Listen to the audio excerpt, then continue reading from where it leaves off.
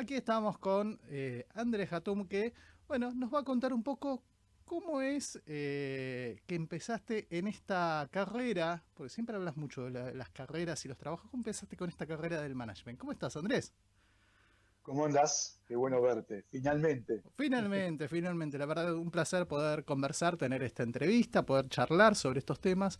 Y me interesa mucho conocer un poco más sobre vos y después vamos ampliando sobre otros temas, porque hace muy poquito presentaste otro libro. Tenés una carrera muy prolífica escribiendo. Tengo un prontuario de libros más que Sí, sí. algunos libros. Sí, presenté Mejor no hablar de ciertas cosas, que es todo lo que pasa en la política de las organizaciones. Sí, acá lo Y la tengo. carrera, ahí Me lo está, ahí, enviaste hace mira. poquito. Lo Sí, estuve, yo te digo, no lo estuve leyendo en profundidad porque es un libro que tiene al final de cada capítulo una serie de preguntas, como un cuestionario.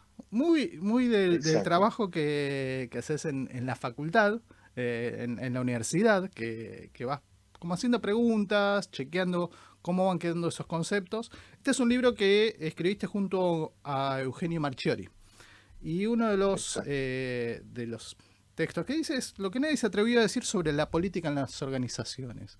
¿Qué lo llevó a escribir sobre política en este contexto en el que la palabra Mm. política se ve reflejada en la abstención en las urnas, en lo macro? Pero como que la política en Y las te diría, organizaciones, en las corporaciones, no está como tan visibilizado, o es mala palabra también.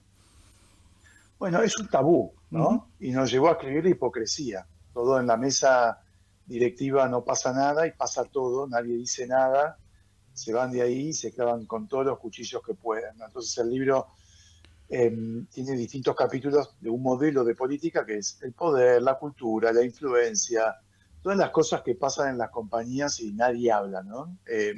Pero que son fundamentales, es decir, la política está y si no sos parte de esa política, la política te come. Entonces tenés que ser parte del juego, podés ser parte amable del juego, podés ser un maquiavélico, psicópata, espantoso también, ¿no? Eso que hay muchos. En las organizaciones los psicópatas se triplican la cantidad de personas que hay en la sociedad. Así que imagínate la cantidad de psicópatas que existen en las empresas. Y cada vez que alguien ingresa a una organización, a una empresa, a una compañía, existe algo que ahora se le denomina bajo el nombre de onboarding, de la introducción de esta es nuestra Claro. empresa, te presentamos a tus compañeros, a los empleados, pero nadie habla de la política y de cierto tono. Y es como que uno tiene que entrar un poco a los ponchazos sobre este tema. Y lo que me gustó del libro es que habla mucho de esas herramientas, de esos recursos, de esas cosas que nadie te cuenta para sobrevivir o al menos poder desarrollar tu carrera dentro de una organización. ¿Cuál es Exactamente. ese kit que vos Vos decís, fíjate, esas tres en cosas el que... onboarding Ujú, nadie te va a decir nada malo, porque si en el claro. onboarding te dicen que esto es un infierno, se te van antes de empezar. Entonces, la, eh, bueno, son las cosas que pasan en las compañías que uno tiene que adaptarse y mejor convivir con esas que rechazarlas y que después te terminen dando una patada por estúpido, ¿viste? Entonces, es un poco, de eso se trata el libro, con realismo, como a mí me gusta, con sarcasmo, como también me gusta, y con mucha teoría detrás para poder entender. Hay casos reales, hay cosas interesantes para poder leer. Hay muchos cruces eh, con otros libros, con discursos, con películas. Trabajan mucho con el ejemplo de las películas y trabajan mucho con una escena de lo que es el padrino, el tema de los Ah, favores, de los maravilloso. discursos. ¿Cómo, cómo es ese tema en el cual uno dice, bueno, uno tiene que cultivar las relaciones, uno tiene que entender las señas, ver qué es lo que descifrar a la otra persona por sobre todas las cosas. Sí. ¿Cómo es ese trabajo? Lo van desarrollando durante todo el libro, pero hay como una serie de pautas o puntos en los que uno no puede dejarse llevar por el día a día y dejarse llevar por la corriente. Uno tiene que estar atento. Y vos fíjate que en este libro y en otros libros de liderazgo que escribí, lo importante es entender a quién tenés adelante, ¿viste? El tipo de líder o antilíder que tenés. No es lo mismo un tipo o un jefe bestial que alguien que es maquiavélico, que va por atrás, que es un psicópata, que es un líder flan o que es un narcisista. Cambia mucho la forma de poder entender. Entonces, yo creo que es muy importante para la persona que trabaja entender las virtudes y los vicios de esa persona que tiene como jefe para poder sobrevivir. En Argentina no es que sobra trabajo, el mercado laboral privado está estancado hace muchos años por políticas populistas, en fin, por muchas cosas. Entonces, hay que cuidar el laburo y, y es muy importante entender quién es el jefe para poder sobrevivir, ¿no? Básicamente eso. Y ahora, no sé, con la inteligencia artificial, a vos que te gusta el tema de la tecnología, muchos dicen, ya no va a haber jefe, ¿viste? En cualquier momento va a venir la inteligencia, un algoritmo te va a mandar, ¿no? Totalmente, hay ciertos, creo que en estos últimos años, de los últimos 5, desde la pandemia hasta acá, tuvimos como dos oleadas muy fuertes. Una, la pandemia en sí, que nos llevó a la virtualidad y en donde, recuerdo en el anterior libro que estuvimos hablando y que me habías enviado de Fragmentados, marcabas como un antes y un después, con profundas transformaciones, y no llegamos a acomodarnos con eso que tenemos esta segunda oleada de la inteligencia artificial, que también vuelve a sacudir mucho los cimientos de las Sí. organizaciones. Vos Cómo sabés ves? que Porque en algún momento decías, bueno, va a haber algún punto de equilibrio en estas fuerzas centrífugas, y parece que todavía no estamos encontrando ese momento. no, todavía no. Vos sabés que ese libro fragmentado, la bajada del libro, el subtítulo es Breve historia de cómo el trabajo nos arruinó la vida, ¿no? Sí, Es un tremendo. poquito así, Me acuerdo que directo. cuando me lo enviaste dijiste, no sé si te va, te va a dar ánimos, o te va a dar un panorama un poco más alentador. O un, Es bastante, o un infarto. sí, bastante desafiante, pero bueno, también es reflejaba un contexto de la realidad post pandemia que era muy claro. Sí. Bueno, el tema es, a nivel trabajo, siempre hubo revoluciones. La Ujú. industrial, la electricidad, la industrial que trajo el vapor, después la electricidad, eh, Internet, lo digital. El tema es que entre las revoluciones, y si vas antes, los nómades y sedentarios, hubo primero miles de años, después cientos de años para poder acomodarse, después hubo menos de 100 años. Hoy no tenemos tiempo de poder adaptarnos con la inteligencia artificial. Entonces, creo que el gran enigma y el gran desafío que tenemos todos es cómo generamos las competencias para seguir vigentes en el mercado laboral cuando no hay tiempo de adaptación, que eso es lo que está pasando justamente en este momento. Porque hubo revoluciones, pero hubo tiempo de adaptación. Se, trabajos que desaparecieron, aparecieron otros. Ahora es todo tan rápido. Ese es el gran enigma que tengo, es decir, cómo nos adaptamos rápido a la inteligencia artificial que ya está cambiando el mercado laboral, que ya está reemplazando algunos trabajos y está complementando otros. Y ese desafío que mencionás, el tratar de adaptarse en ese contexto, también es como que le suma una cuota más de incertidumbre a este manejo de la política, este contexto la irrupción de la inteligencia artificial, y en medio de todo de todo ese panorama que es muy desafiante, hay como ciertos puntos que desarrollan volviendo a mejor hablar de ciertas cosas o no hablar de ciertas cosas. En verdad estamos hablando mucho de esas cosas en este libro. Sí, Habla mucho del tema de la comunicación, la forma de expresarse, el desarrollar, no sé si es una marca personal, pero sí demostrar el trabajo. Y hay veces que eso también es un poco complicado, también es otro tabú dentro de las organizaciones, dentro de las empresas. El soy tímido, tal vez no me muestro, ¿por qué voy a mandarme la parte? Y es un punto importante dentro de este panorama muy competitivo y muy incierto. sí. ¿Vos te acordás la frase ser y parecer? Sí, Bueno, en la marca personal es ser y parecer. Podés ser el mejor diseñador, el que mejor hace los balances y el cash flow, pero si no te mostrás y se muestra otro por vos, si tu jefe te tapa, el que asciende y el que le va a ir bien es esa otra persona. Entonces, eh, la política hay que saber manejarla para propulsar la propia carrera. Política, a veces uno piensa en malas palabras, ¿no? No, la política es algo enfermo, ¿viste? e Es algo que está incluso mal, ajeno porque lo asocias a... a nuestro parecer, es como que no es lo mío. Claro, claro, no, no es lo mío, porque yo tengo dignidad, ¿no? La política, porque viene de Maquiavelo, ¿no? Hablar de maquiavelismo, Ujú. Bueno, el tipo lo que hizo es describir lo que estaba pasando, y pasaban cosas espantosas. Entonces, lo que planteamos es, asociémonos a la política, porque si no sos y pareces, te quedás en ser y sos un estúpido. No fuiste a ningún lado. Entonces, hay que poder usar los resortes de la política para poder también avanzar en tu carrera. Eso no significa liquidar a nadie, sino significa apalancarte en la política para poder hacer las cosas un poco mejor. Totalmente. Y uno de los puntos en donde veníamos en el en el prólogo del libro Fragmentados, en donde está el texto Ujú. de Levi Yeyati, contaba un poco la historia de Chris Rock, cuando contaba un poco sobre su carrera y su trabajo, cómo era lo que era para él un trabajo, que era donde trabajaba en un restaurante, en el fondo, Ujú. pelando camarones, y su carrera, que era lo que estaba haciendo en el escenario, lo que le apasionaba, lo que realmente le salía bien, lo apasionaba y el motor de su vida. En este contexto en el que veníamos hablando, en el que es un contexto laboral muy difícil, el panorama del empleo está muy estancado, cómo es sobrevivir o tratar de reconvertir ese panorama profesional personal. Es muy difícil aquí en Sí, Argentina, pero bueno, algunos dicen, bueno, esa frase de trabajar de lo que te apasiona y nunca vas a tener que dejar de trabajar, y es una frase, un lugar común, pero de cierta forma un poco lo que contaba un poco Levi Yeyati en ese prólogo. sí.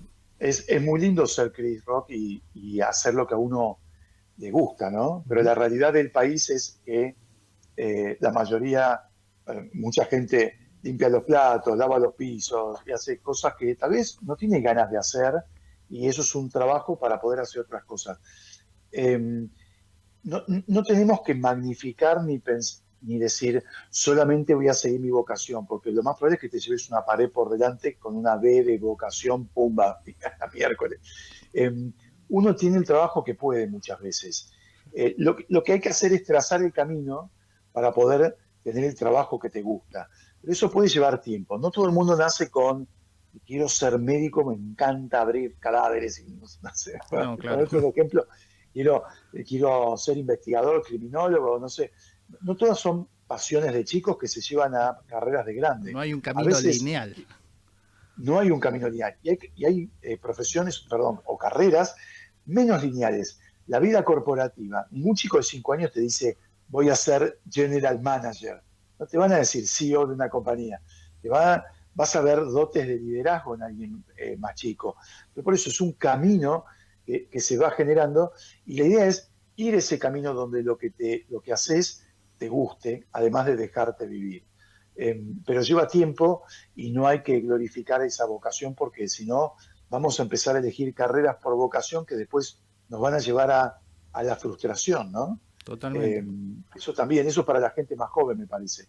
Creo Y que hay que ser, cuando uno estudia hay que hacer algo que te gusta y hay que ser práctico y realista también con lo que uno está estudiando, sobre todo en este país. Este país, yo viví mucho tiempo en Inglaterra. En Inglaterra, si eras antropólogo, filósofo, terminabas laburando en corporaciones en temas de recursos humanos, publicidad. En Argentina todavía el sistema es un poco más rígido. Cambió, pero no tanto. Entonces tenés que ser muy consciente que lo que vas a estudiar termina siendo algo realista para tu futuro. ahí estábamos hablando un poco el desarrollo del contexto en los jóvenes, en decidir su vocación, en un mundo que está también muy desafiado con la ansiedad, con este mundo inmediato.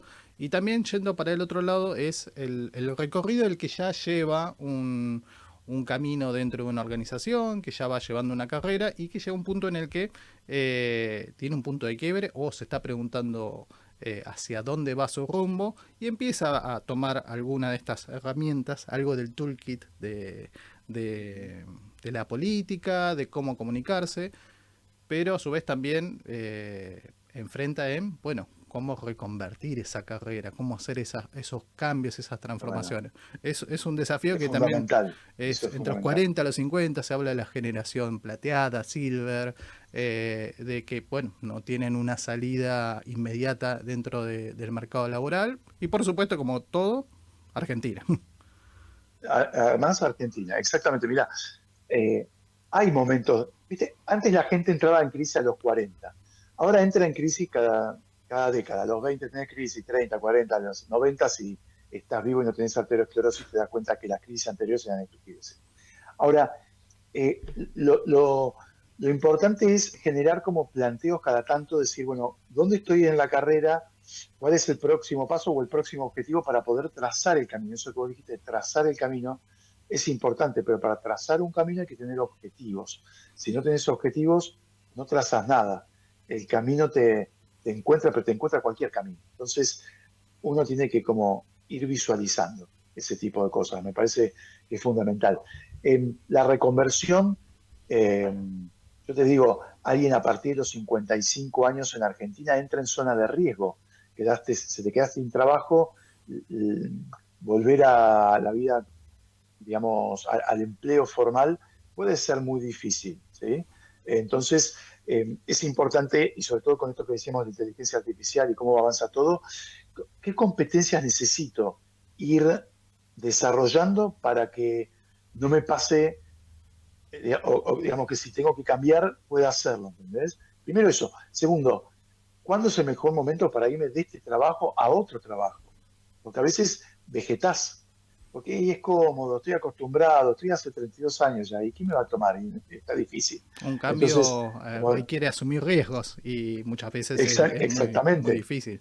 Y a los 55 años el riesgo puede ser suicidio profesional, ¿viste? Entonces ahí es donde tenés que ir viendo. Cada tanto tenés que hacer esa reflexión. ¿Esta es la organización que me sirve para lo que estoy buscando a futuro? ¿Llegué a mi techo? ¿Quién tengo arriba? ¿Voy a seguir creciendo? Tengo que mirar lateralmente. Pero todo eso se tiene que poder ir repensando cada tanto. Y una de las cosas que también se van planteando es una educación en la cual algunos dicen, bueno, tal vez hago una maestría, un doctorado, tal vez empiezo a tomar determinadas capacitaciones como para poder empezar a perfeccionar esos puntos. U otros casos también son cosas muy nuevas, como todo lo que tiene que ver con inteligencia artificial, con temas muy técnicos o más duros. Pero después también están estas cuestiones que podemos hablar de, por ahí, habilidades blandas, esto que volvemos a hablar y retomarlo un poco, que es cómo entender a las personas, cómo entender quiénes son los que te rodean, cuáles son los puntos de poder, que esa es otra palabra que también genera como mucho tabú, mucho resquemor dentro Sí, sí, del libro. totalmente. Eh, Ese tema de las habilidades blandas, pues se habla mucho de habilidades blandas, pero eh, ¿cómo es esa gimnasia? Porque también no hay un lugar, una universidad donde diga, bueno, voy a estudiar No. habilidades blandas. Mira, Es un ejercicio. creo que es absolutamente importante lo que acabas de decir, porque vos fíjate, el inicio de la carrera profesional uno tiene técnicamente competencias técnicas. Las competencias técnicas las adquirís en el aula, es decir, hago balances, algunos balances bárbaros, lo aprendiste en la carrera. Ahora, a medida que creces en la carrera, aparecen otras dos cuestiones, que es cómo manejas las relaciones interpersonales y cómo manejas la capacidad de gestión, que tiene que ser desarrollada por medio de más experiencia en el trabajo.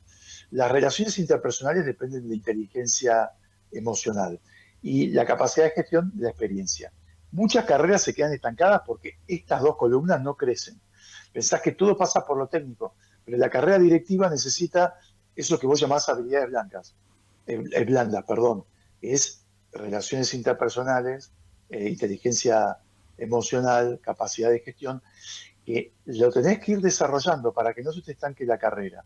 Y es muy soft, es muy de entender qué le pasa al otro, de ser sutil, justamente muchas de las cosas que dijiste que hay en el libro.